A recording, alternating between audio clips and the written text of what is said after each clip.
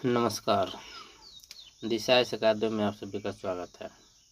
मित्रों, आज हम लोग डिस्कशन करने वाले हैं current affair plus static set 16 for UPSC pre, RPSC, BPSC, MPPSC, JPSC, एफकेड, बैंकिंग, एसएससी अर्थात भारत में आयोजित की जाने वाली वे सभी परीक्षाएँ जिनमें आपका current affair, science, geography, culture, economy से प्रश्न पूछे जाते हैं, उन सभी परीक्षाओं के लिए अत्यंत ही महत्वपूर्ण है।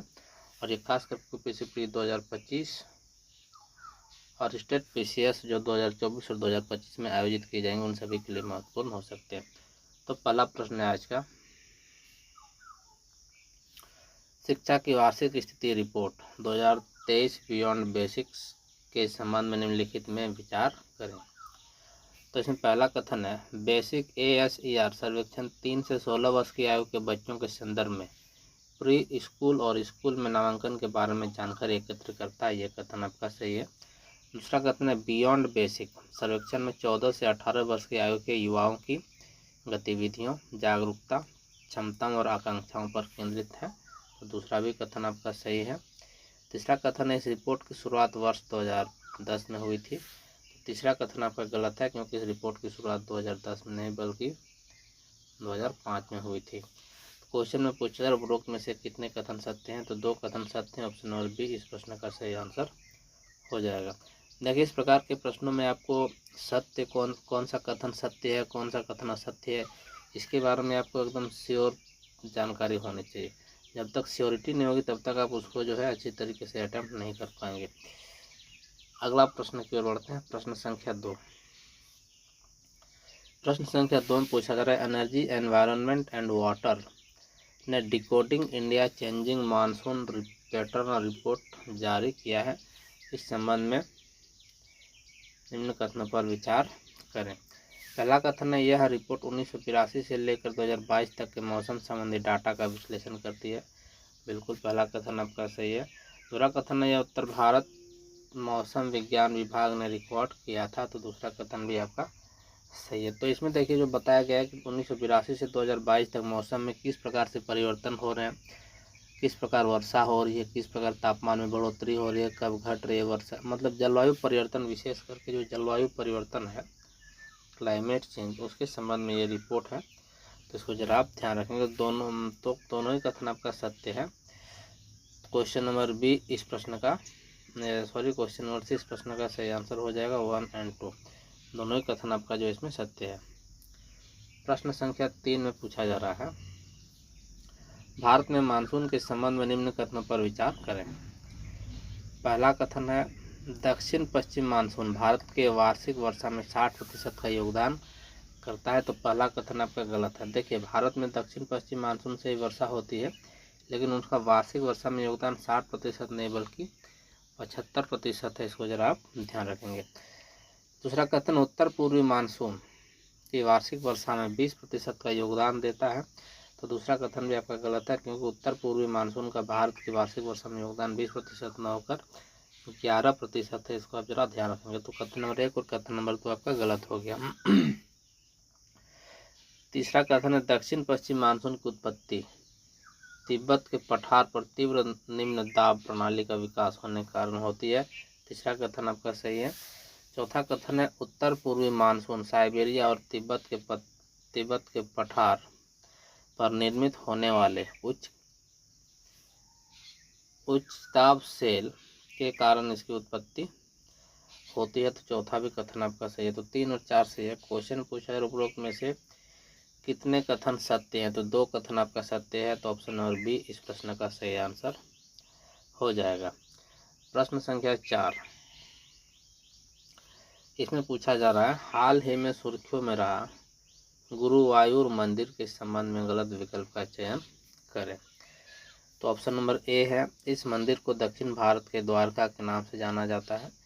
तो ये ऑप्शन आपका सही है। तो जो सही है उसको हमको आंसर नहीं करना है, गलत विकल्प को आंसर करना है। ऑप्शन बी है, यह मंदिर भगवान शिव को समर्पित है। ऑप्शन बी आपका गलत है और यही आपका हो जाएगा आंसर, क्योंकि जो गुरुवायूर मंदिर है यह भगवान शिव नहीं बल्कि भगवान विष्णु को समर्पित है। इसको आप ध्यान में रखेंगे। ऑप्शन सी है, यह मंदिर हाथियों की दौड़ के लिए भी जाना जाता है, जिसे अनायोत्तम कहा जाता है। इसको आप जरा ध्यान रखेंगे।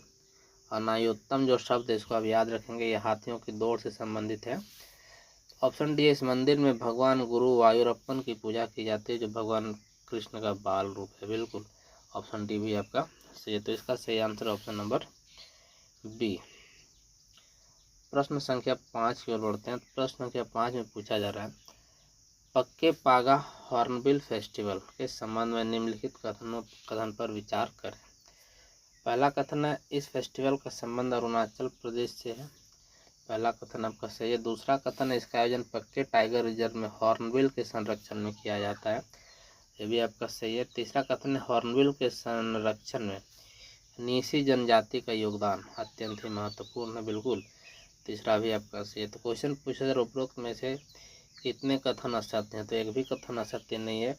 तो ऑप्शन नंबर डी आंसर हो जाएगा, नन। प्रश्न संख्या 6, इसमें पूछा जा रहा है, कृत्रिम रीफ के संबंध में निम्न कथन पर विचार करें। कृत्रिम रीफ, पहला कथन है, यह रीफ मछलियों को प्रजनन के लिए कृत्रिम पर्यावास प्रदान करती है। बिल्कुल, जैसे कि आप सभी जानते हैं कि भारत में जो मछुआरे होते हैं वो कई बार क्या होते हैं, एक्सक्लूसिव इकोनॉमिक जोन में मछली पकड़ने के लिए जाते हैं, दूर दूर तक जाते हैं। तो कई बार मछलियों को हाई रिस्क जो है होती है। तो ऐसे में कृत्रिम रीफ जो है तटों के आसपास विकसित करने से क्या होता है, इन रीफों में मछली आकर वो रीफ जो है मछलियों का निवास स्थान के रूप में कार्य करती हैं, और जो मछुआरे होंगे उनको आसानी से जाकर उसको पकड़ सकते हैं। दूसरा कथन, इस परियोजना की शुरुआत तमिलनाडु में की गई है। तो दूसरा कथन आपका गलत है, क्योंकि इस परियोजना की शुरुआत जो आपका केरल राज्य में किया गया, इसको आप ध्यान में रखेंगे। क्वेश्चन पूछा है, उपरोक्त में से कौन कौन से कथन सत्य हैं? तो आपका सिर्फ एक नंबर कथन सत्य है, ए आंसर हो जाएगा, वन ओनली। प्रश्न संख्या 7,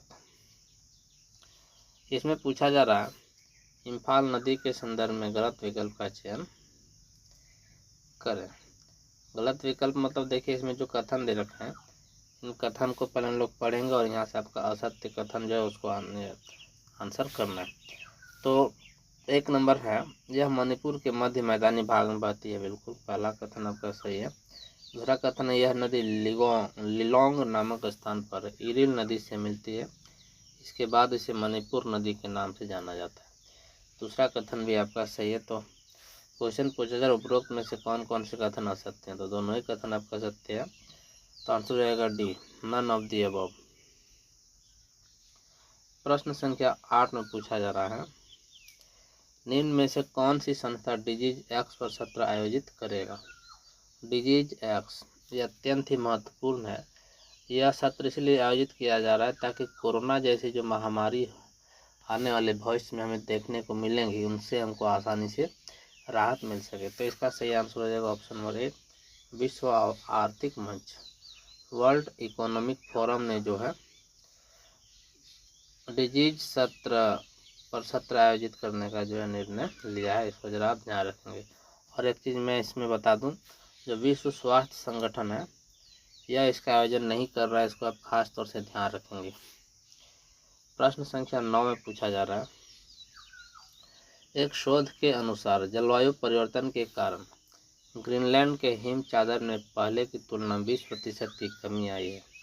इस संबंध में गलत विकल्प का चयन करें। बिल्कुल, ग्रीनलैंड की जो हिम चादर है वो पहले की तुलना 20% कम हो गई है। तो इसमें जो बताना है गलत विकल्प कौन सा है, ऑप्शन नंबर ए है, ग्रीनलैंड का 2/3 हिस्सा उत्तरी अटलांटिक महासागर में आर्कटिक वृत्त के भीतर स्थित है। ऑप्शन नंबर ए आपका सही है।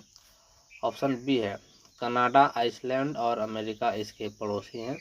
तो ऑप्शन बी आपका गलत है और यही हो जाएगा आपका आंसर, क्योंकि जो ग्रीनलैंड है उसके पड़ोसी कनाडा तो है, आइसलैंड भी है, लेकिन जो है अमेरिका उसका पड़ोसी नहीं, जिसके कारण ऑप्शन बी आपका गलत हुआ है और ये हो जाएगा आपका आंसर। ऑप्शन सी है, डेनमार्क। डेनमार्क जलडमरू मध्य ग्रीनलैंड को आइसलैंड से अलग करता है। ऑप्शन सी भी आपका सही है। ऑप्शन डी, यहाँ की सबसे ऊंची चोटी गर्नियोर्न पर्वत है। ऑप्शन डी भी आपका सही है। तो इन पॉइंट्स को आप नोट कर लीजिएगा, आपका एक बेहतरीन नोट जो उसमें तैयार हो जाएगा। तो आज हम लोग 9 प्रश्नों के बारे में डिस्कशन किए। कैसा लगा आपको सेशन, कमेंट सेक्शन में कमेंट करके बताइए। यदि सेशन आपको अच्छा लगा तो वीडियो को लाइक शेयर और सब्सक्राइब अवश्य करें। धन्यवाद।